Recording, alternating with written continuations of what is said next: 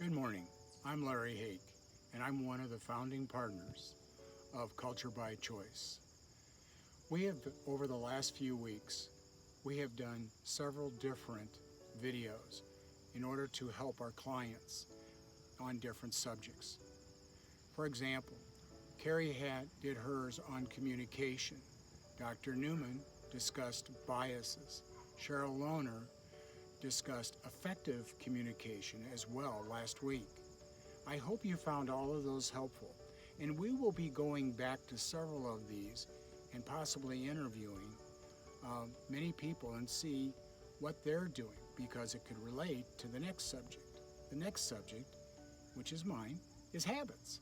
And so we're going to talk a little bit about the history of how that got started, and then we're going to talk about the future and how you can develop really good habits. Now let's stop and think about it for a couple minutes.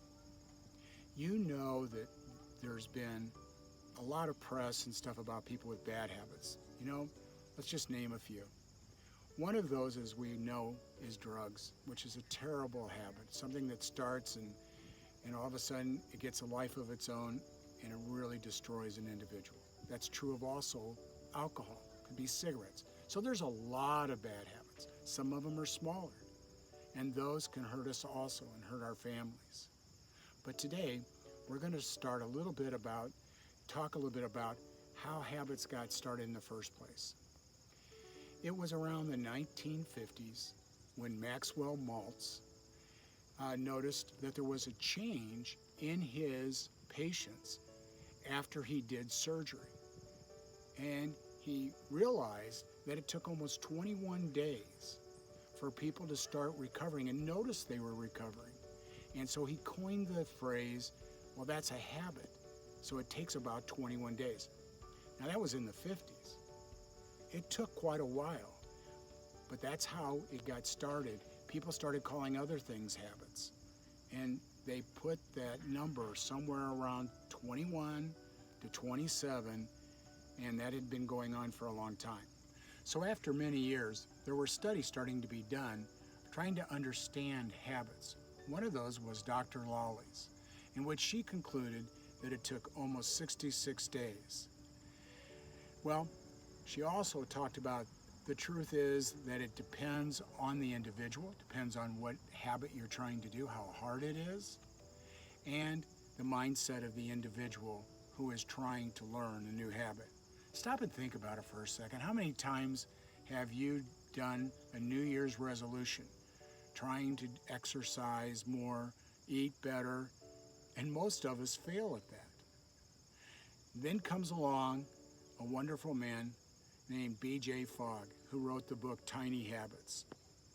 B.J. Fogg is a professor at Stanford University, and 20 years ago, he got very interested in habits, and so he started working on it, doing lots of research and everything. And then he wrote the book Tiny Habits.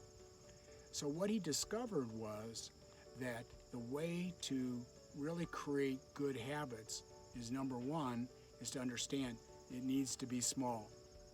It can't be something really big. It's too hard. People give up. That's exactly like the New Year's resolution. That's why so many times they have a big list, or the habit, like I said, was too hard. So he started with the tiny habits. For example, let's say you want to start exercising and you like running. What he discovered and what he put in his book was, first, take your gym shoes and put them next to or your running shoes, and put them next to the door, front door. So when you come home from work, that's the first thing you do, is put those on in your clothes that you're going to walk or you're going to run in. That was simple enough. And that's something that they could do every day. And that really worked. So he started talking about more of those kinds of habits. He also talked about 3 different things. One of those is, it usually needs to be an epiphany about yourself that will get you to start building new habits. It could be a change in your environment, and you recognize that you have to adapt and change in order to survive. Or, as he discovered, it will take baby steps. And that really works. Next week, we'll be discussing this in more depth, and we'll learn more about habits and how you can use them too. Now, I want to point out, you've been seeing my coffee cup here. It's Five Lakes Coffee. We have a new person that is working with us and is sponsoring us, and we thank you, Five Lakes.